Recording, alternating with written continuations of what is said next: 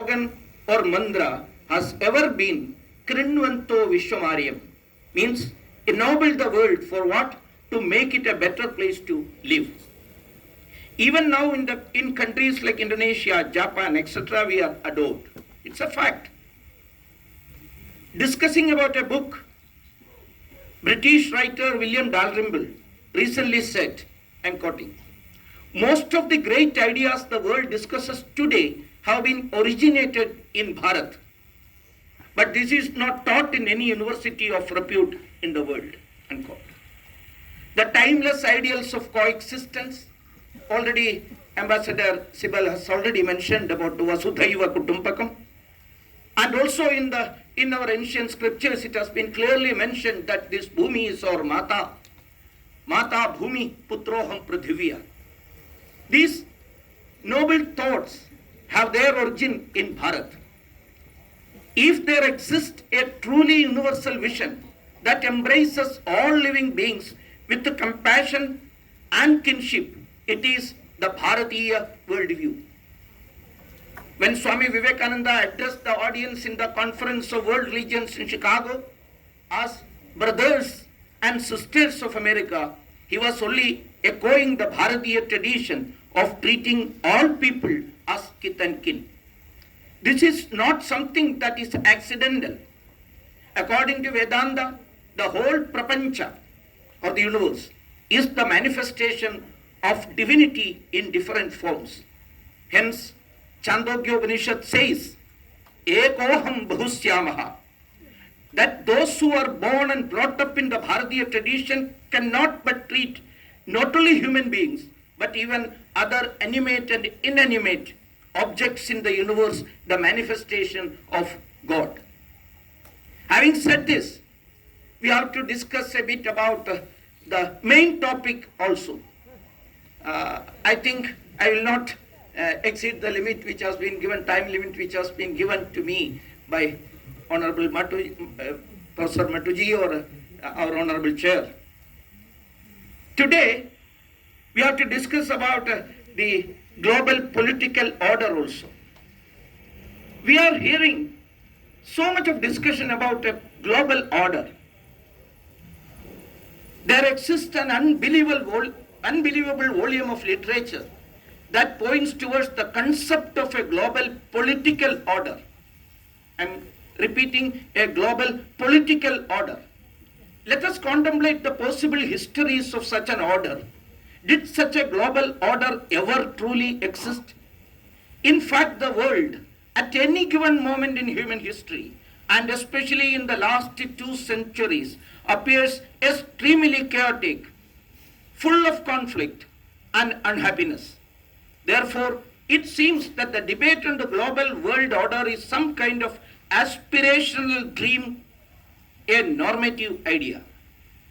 Unfortunately, these normative ideals are not confined merely to abstract statements.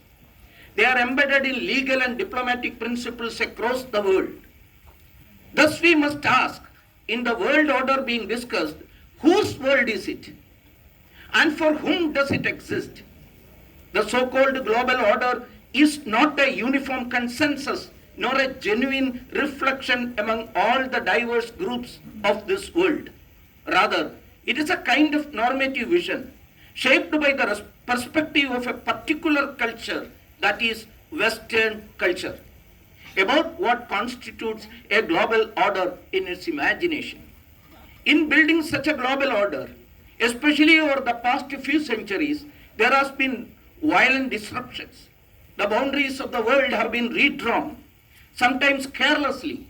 People penned maps in drawing rooms, seeking to settle the lives of real people merely by shifting lines on paper. Such practices merit reflection. What kind of aspiration can this global order generate in an ordinary person walking on the streets of Bharat or on those of Papua New Guinea? It remains unclear whose purposes this ostensible global order truly serves. In recent years, from onset of the COVID-19 pandemic onwards, we have witnessed tremendous failures of these institutions and the normative ideas of the Western world. which have long sought to dictate terms to all other nations. For 2 centuries, they have declared what kind of administration is suitable for us, without consulting the governed. We have been compelled to become nation states. The nature of our institutions had been decided by others. The arrogance of such politics remains dominant in the world even as it visibly crumbles. These powers have insisted that sovereignty must prevail everywhere and have waged wars whenever and wherever they saw fit, bombing the world while endlessly proclaiming the sanctity of sovereignty as an ideal in international relations. The last 100 years of politics indicates that these ideals in the real world order make little sense. So, what should be the way forward? How do we reimagine our modes of existence? Anyone pursuing such questions must begin with where we stand today. We have been told that human beings must desire freedom. We have been told that liberty, fraternity, and equality are the cardinal principles that would underpin our political life. Consequently, democracy and human rights are promoted as the governing principles of modern nation states. Because this assumption is taken seriously, powerful actors can invest money in the name of aid. For example, US aid to build democracy globally. It's an irony. While such causes may appear noble in principle, in reality, interventions for strengthening democracy, they are intervening only to strengthen the democracy, often mean that governments are toppled, countries are broken, and civil wars are encouraged. Today, every tiny instance there is another fact also. Every tiny instance in Bharath is scrutinized as a gross violation of human rights. Meanwhile, what happens to Hindus, Sikhs, or other pagan in various Islamic countries is rarely a concern for human rights advocates. We have to address all these issues. These are the views from a layman. I know Samanyata laymen seldom dare to enter into this academic discourses, but I dare to. We have been preached and lectured all the time that just institutions have just consequences. If that were to be the case, all the global institutions were just institutions. What are its consequences? We know today that these are merely a set of assumptions what do not have any serious significance. But then we are asked to build such institutions despite having unjust consequences. We have seen that in GATT, WTO, or any other global commitments. Name it.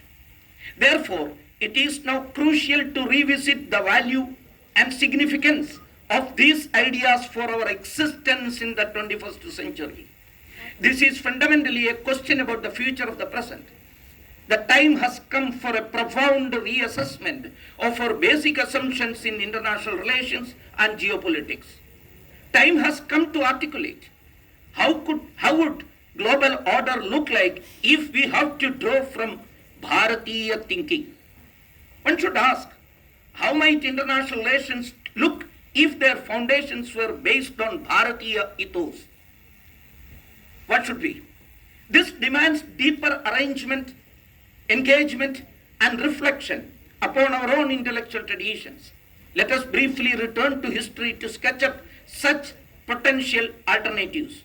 We have the Kautilya Arthashastra and a range of epigraphic material that illustrate Bharatiya perspectives on politics. Of course, Bharat had many rajas.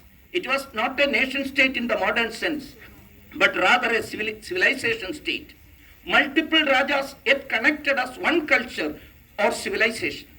We were not driven by passport and territorial boundaries, but by mutual trust and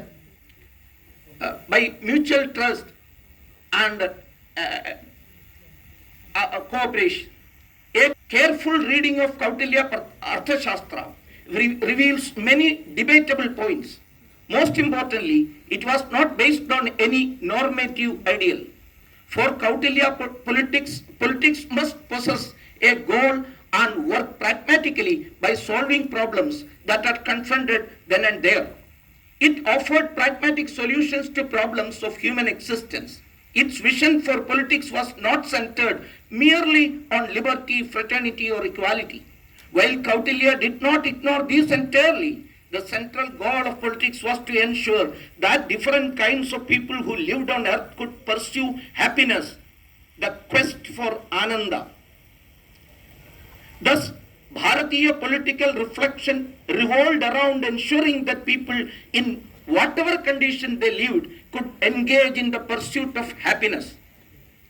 The state's role was to create the necessary conditions for such aspiration without disturbing the happiness of ordinary people. The prescriptions for what a Raja should do or how he should interact with other rulers all centered upon this ideal of Ananda. Can we imagine the future world order which is set with the goal of ensuring happiness to people?